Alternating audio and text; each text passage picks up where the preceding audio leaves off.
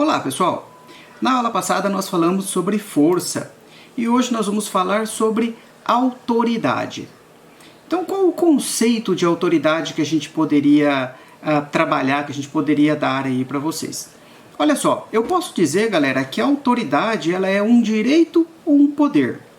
Do que efetivamente? De você conseguir ordenar, de você conseguir decidir, ou seja, de você ao final de alguma coisa, você conseguir se fazer obedecer, fazer prevalecer a sua própria vontade. Bom, essa autoridade é a pessoa, enfim, que detém, a entidade que detém esse poder, tá?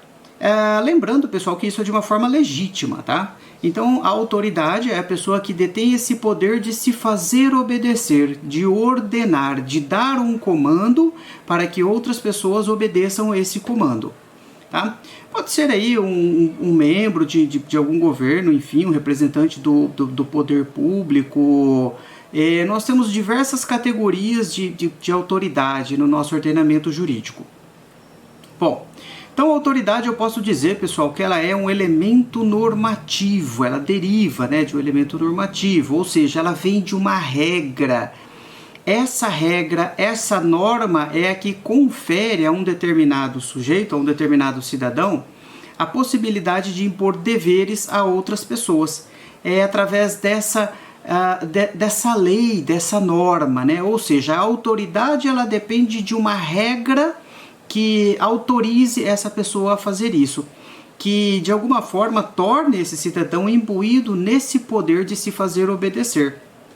No nosso ordenamento jurídico, é uma lei ou algo que semelhante, enfim, algo que faça, que tenha alguma força legal e que transforme aí, que dê esse poder para essa pessoa, que a partir desse momento ela passe a poder fazer uma determinação, dar uma ordem, e aí ela realmente se faça obedecer. Então essa é a autoridade legítima, pessoal, tá? Então eu posso dizer aí que o poder jurídico é a autoridade atribuída através da norma a pessoas ou instituições. Então é uma norma que estabelece quem é a autoridade. Por exemplo, que tipo de poder? O poder do juiz condenar alguém. Então existe todo um concurso, depois existe um ato de nomeação do juiz, e aí ele pode condenar alguém. Ou, por exemplo, a polícia, que pode fazer uso da força, ela detém essa autoridade. Mas quem deu isso a ela? A norma. Então vem através de uma norma. O direito, pessoal, em linhas gerais, ele se faz cumprir através da força, ou seja, do uso da força. Então, de alguma forma, essa força, pessoal, ela não necessariamente apenas através de força física. Eu tenho outros instrumentos, a força física é uma delas, mas eu tenho outros instrumentos, outras ferramentas de fazer cumprir o direito. O direito, pessoal, ele deve se impor, e existem algumas situações em que é necessário que ele se imponha, tá? Então imagine aquele sujeito que não quer ser preso, mas você tem que prender esse cidadão.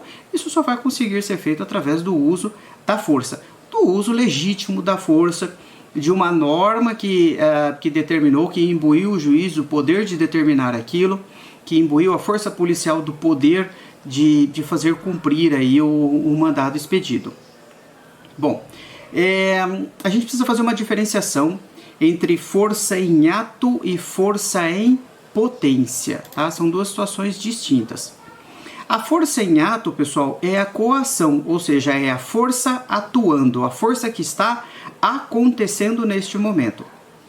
E a força em potência é o vir a ser, é a possibilidade de uso da força, ou seja, a coerção.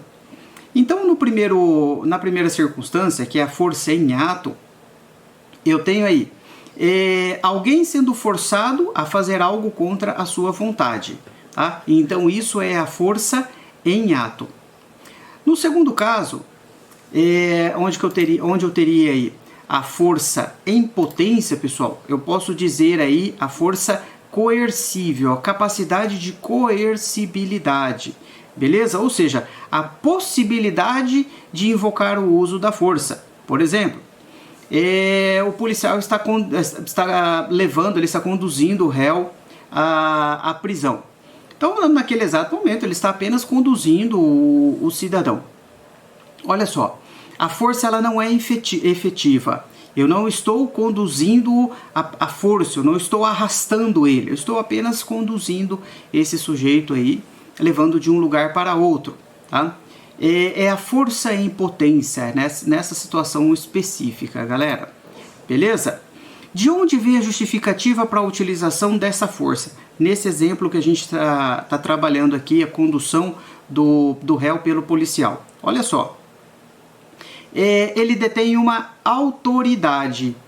E essa autoridade deriva de uma norma que estabeleceu a possibilidade dele usar a força. Então, essa possibilidade jurídica ela é legítima para que ele imponha a sua vontade sobre outras pessoas, no caso, sobre aquele réu que está sendo conduzido ali naquele exato momento, tá?